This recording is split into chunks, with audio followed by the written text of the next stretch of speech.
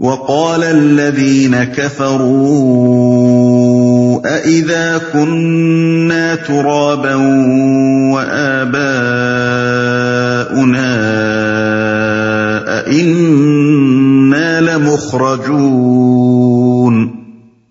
لقد وعدنا هذا نحن وآباؤنا من قبل إن هذا إلا أساطير الأولين۔ یہ منکرین کہتے ہیں کیا جب ہم اور ہمارے باپ دادا مٹی ہو چکے ہوں گے تو ہمیں واقعی قبروں سے نکالا جائے گا؟ یہ خبریں ہم کو بھی بہت دی گئی ہیں اور پہلے ہمارے آباء و اجداد کو بھی دی جاتی رہی ہیں، مگر یہ بس افسانے ہی افسانے ہیں جو اگلے وقتوں سے سنتے چلے آ رہے ہیں۔ قل سیروا فی الارض فانظروا کیف کان عاقبۃ المجرمین۔ کہو ذرا زمین میں چل پھر کر دیکھو کہ مجرموں کا کیا انجام ہو چکا ہے۔ اس مختصر سے فقرے میں آخرت کی دو زبردست دلیلیں بھی ہیں اور نصیحت بھی۔ پہلی دلیل یہ ہے کہ دنیا کی جن قوموں نے بھی آخرت کو نظر انداز کیا ہے وہ مجرم بنے بغیر نہیں رہ سکی ہیں، وہ غیر ذمہ دار بن کر رہیں، انہوں نے ظلم و ستم ڈھائے، وہ فسق و فجور میں غرق ہو گئیں اور اخلاق کی تباہی نے آخر کار ان کو برباد کر کے چھوڑا۔ یہ تاریخ انسانی کا مسلسل تجربہ جس پر زمین میں ہر طرف تباہ شدہ قوموں کے آثار شہادت دے رہے ہیں، صاف ظاہر کرتا ہے کہ آخرت کے ماننے اور نہ ماننے کا نہایت گہرا تعلق انسانی رویے کی صحت اور عدم صحت سے ہے۔ اس کو مانا جائے تو رویہ درست رہتا ہے، نہ مانا جائے تو رویہ غلط ہو جاتا ہے۔ یہ اس امر کی سری دلیل ہے کہ اس کا ماننا حقیقت کے مطابق ہے، اسی لیے اس کے ماننے سے انسانی زندگی ٹھیک ڈگر پر چلتی ہے، اور اس کا نہ ماننا حقیقت کے خلاف ہے، اسی وجہ سے یہ گاڑی پٹری سے اتر جاتی ہے۔ دوسری دلیل یہ ہے کہ تاریخ کے اس طویل تجربے میں مجرم بن جانے والی قوموں کا مسلسل تباہ ہونا اس حقیقت پر صاف دلالت کر رہا ہے کہ یہ کائنات بے شعور طاقتوں کی اندھی بہری فرمانروائی نہیں ہے، بلکہ یہ ایک حکیمانہ نظام ہے جس کے اندر ایک اٹل قانون مکافات کام کر رہا ہے، جس کی حکومت انسانی قوموں کے ساتھ سراسر اخلاقی بنیادوں پر معاملہ کر رہی ہے،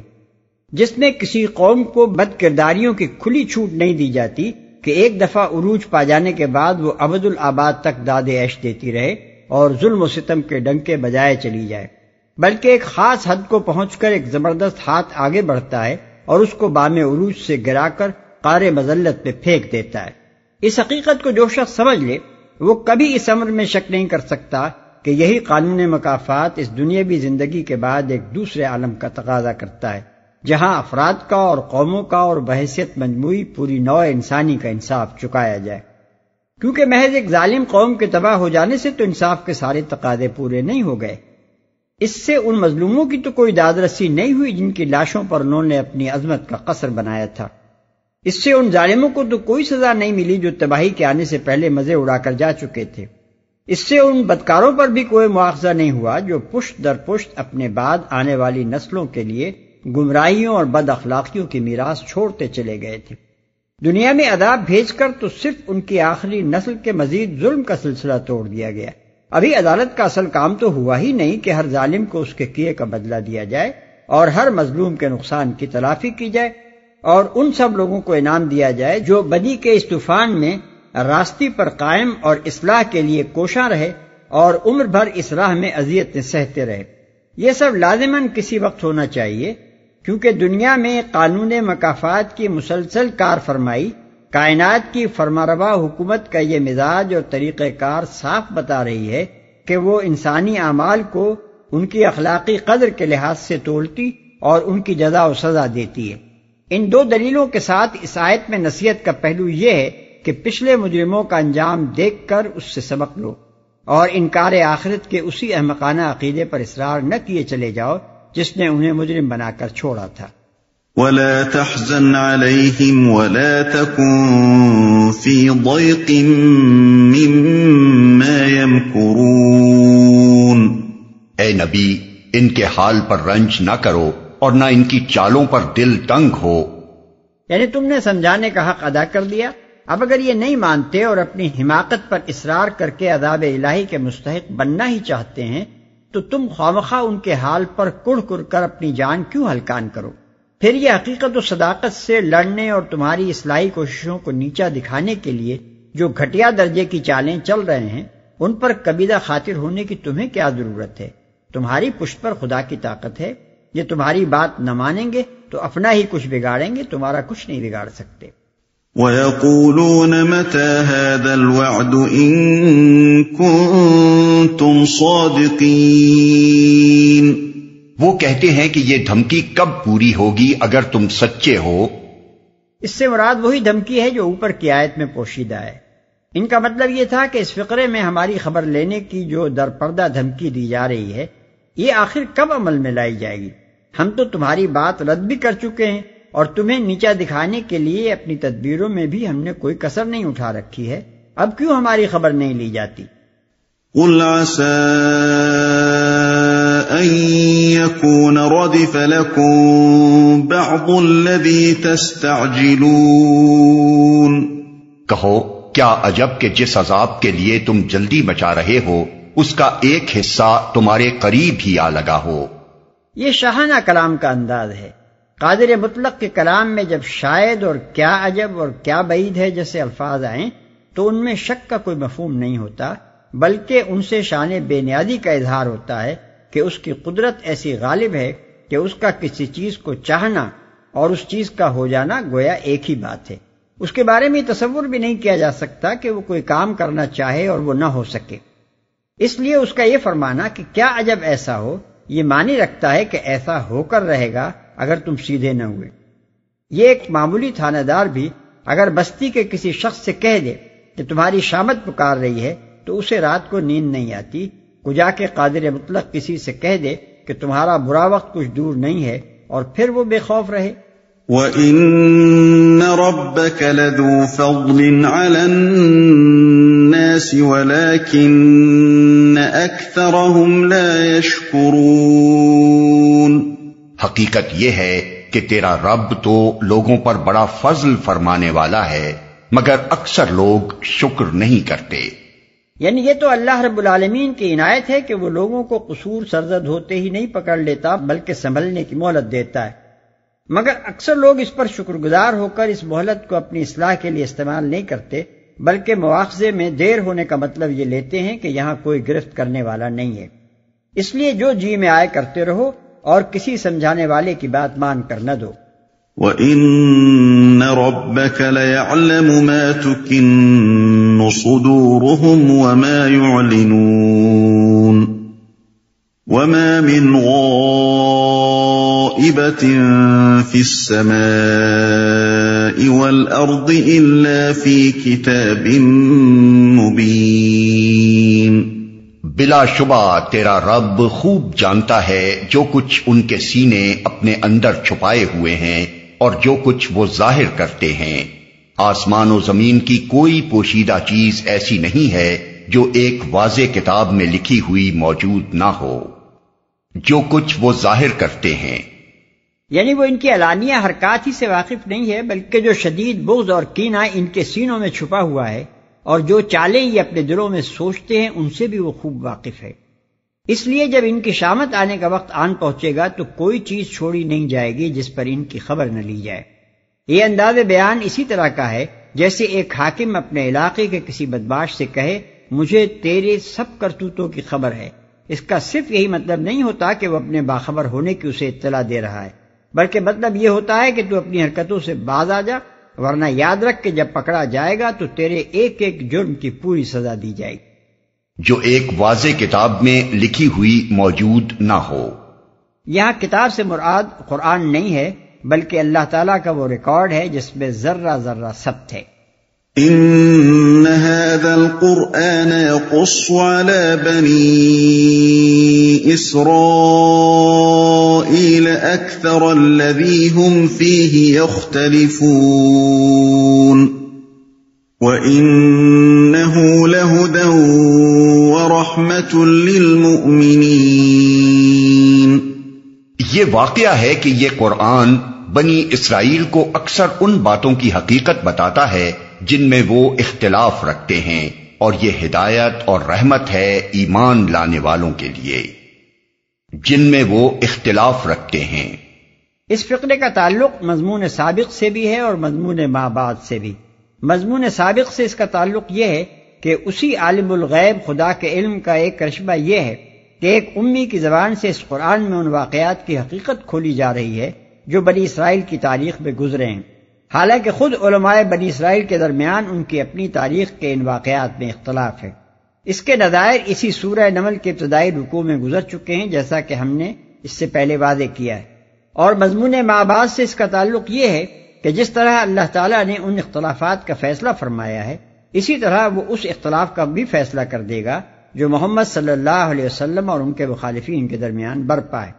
وہ کھول کر رکھ دے گا کہ دونوں میں سے حق پر کون ہے اور باطل پر کون۔ چنانچہ ان آیات کے نزول پر چند ہی سال گزرے تھے کہ فیصلہ ساری دنیا کے سامنے آ گیا۔ اسی عرب کی سرزمین میں اور اسی قبیلہ قریش میں ایک متنفس بھی ایسا نہ رہا جو اس بات کا قائل نہ ہو گیا ہو کہ حق پر محمد صلی اللہ علیہ وسلم تھے، نہ کہ ابو جہل اور ابو لہب۔ ان لوگوں کی اپنی اولاد تک مان گئی کہ ان کے باپ غلطی پر تھے۔ رحمت ہے ایمان لانے والوں کے لیے، یعنی ان لوگوں کے لیے جو اس قرآن کی دعوت قبول کر لیں اور وہ بات مان لیں جسے یہ پیش کر رہا ہے۔ ایسے لوگ ان گمراہیوں سے بچ جائیں گے جن میں ان کی قوم مبتلا ہے۔ ان کو اس قرآن کی بدولت زندگی کا سیدھا راستہ مل جائے گا اور ان پر خدا کی وہ مہربانیاں ہوں گی جن کا تصور بھی کفار قریش آج نہیں کر سکتے۔ اس رحمت کی بارش کو بھی چند ہی سال بعد دنیا نے دیکھ لیا کہ وہی لوگ جو ریگزار عرب کے گوشے گمنامی میں پڑے ہوئے تھے اور کفر کی حالت میں زیادہ سے زیادہ ایک کامیاب چھاپہ مار بن سکتے تھے، اس قرآن پر ایمان لانے کے بعد یکایک وہ دنیا کے پیشوا، قوموں کے امام، تہذیب انسانی کے استاد اور روئے زمین کے ایک بڑے حصے پر فرمانروا ہو گئے۔ ان ربك يقضي بينهم بحكمه وهو العزيز العليم۔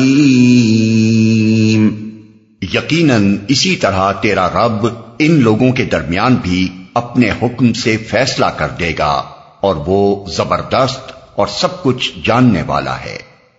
تیرا رب ان لوگوں کے درمیان بھی، یعنی قریش کے کفار اور اہل ایمان کے درمیان، سب کچھ جاننے والا ہے۔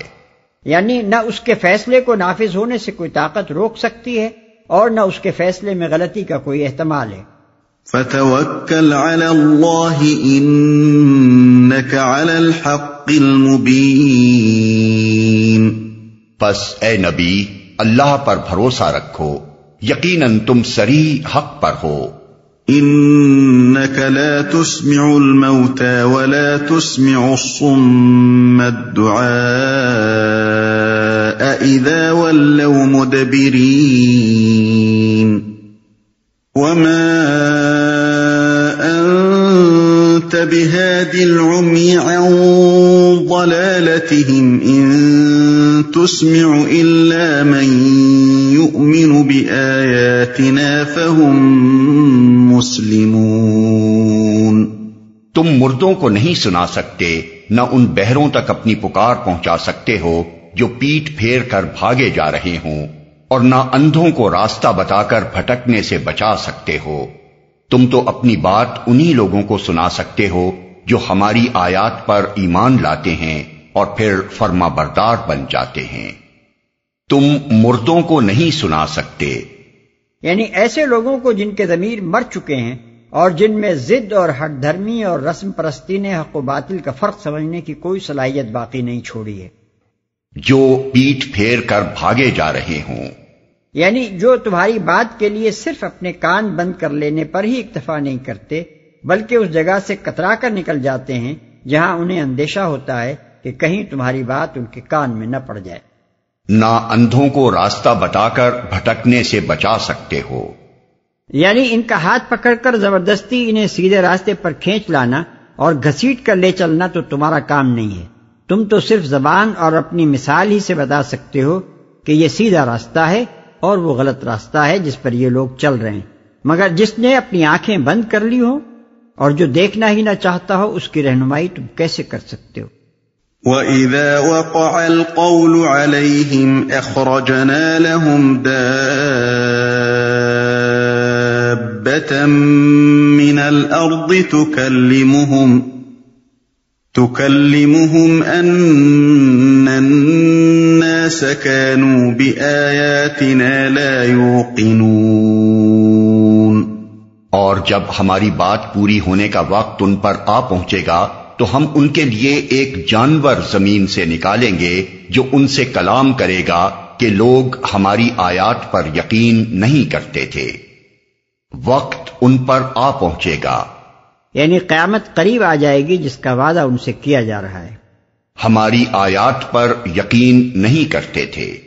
ابن عمر رضی اللہ عنہ کا قول ہے کہ یہ اس وقت ہوگا جب زمین میں کوئی نیکی کا حکم کرنے والا اور بدی سے روکنے والا باقی نہ رہے گا۔ ابن مردوے نے ایک حدیث ابو سعید خدری رضی اللہ عنہ سے نقل کی ہے جس میں وہ فرماتے ہیں کہ یہی بات انہوں نے خود حضور صلی اللہ علیہ وسلم سے سنی تھی۔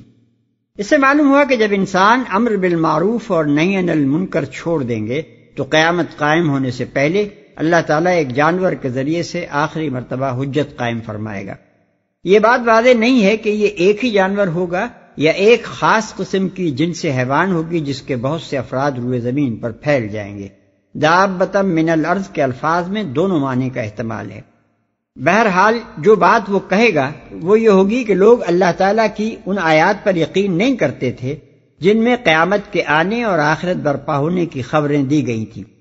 تو لو اب اس کا وقت آن پہنچا ہے اور جان لو کہ اللہ کی آیات سچی تھیں۔ یہ فقرہ کہ لوگ ہماری آیات پر یقین نہیں کرتے تھے یا تو اس جانور کے اپنے کلام کی نقل ہے یا اللہ تعالیٰ کی طرف سے اس کے کلام کی حکایت۔ اگر یہ اسی کے الفاظ کی نقل ہے تو ہماری کا لفظ وہ اسی طرح استعمال کرے گا جس طرح ایک حکومت کا کارندہ ہم کا لفظ اس معنی میں بولتا ہے کہ وہ اپنی حکومت کی طرف سے بات کر رہا ہے نہ کہ اپنی شخصی حیثیت میں۔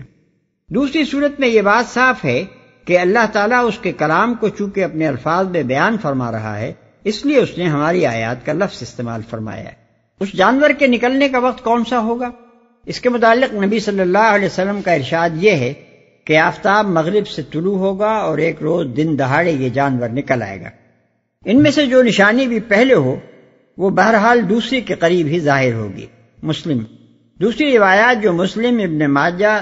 ترمذی اور مسند احمد وغیرہ میں آئی ہیں ان میں حضور صلی اللہ علیہ وسلم نے بتایا ہے کہ قیامت کے قریب زمانے میں دجال کا خروج، دابۃ الارض کا ظہور، دخان یعنی دھواں اور آفتاب کا مغرب سے طلوع وہ نشانیاں ہیں جو یکے بعد دیگر ظاہر ہوں گی۔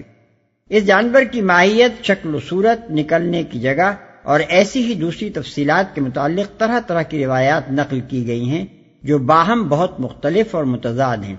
ان چیزوں کے ذکر سے بجز ذہن کی پراگندگی کے اور کچھ حاصل نہیں ہوتا اور ان کے جاننے کا کوئی فائدہ بھی نہیں، کیونکہ جس مقصد کے لیے قرآن میں یہ ذکر کیا گیا ہے اس سے ان تفصیلات کا کوئی تعلق نہیں ہے۔ رہا کسی جانور کا انسانوں سے انسانی زبان میں کلام کرنا تو یہ اللہ کی قدرت کا ایک کرشمہ ہے۔ وہ جس چیز کو چاہے نطق کی طاقت بخش سکتا ہے۔ قیامت سے پہلے تو وہ ایک جانور ہی کو نطق بخشے گا، مگر جب وہ قیامت قائم ہو جائے گی تو اللہ کی عدالت میں انسان کی آنکھ اور کان اور اس کے جسم کی کھال تک بول اٹھے گی، جیسا کہ قرآن میں بتصریح بیان ہوا ہے۔ ارشاد ہوتا ہے حتی اذا ما جاؤوها شہد علیہم سمعهم وابصارهم وجلودهم بما كانوا يعملون وقالوا لجلودهم لما شهدتم علينا قالوا انطقنا الله الذي انطق كل شيء۔ سورہ حمیم السجدہ آیات 20 اور 21۔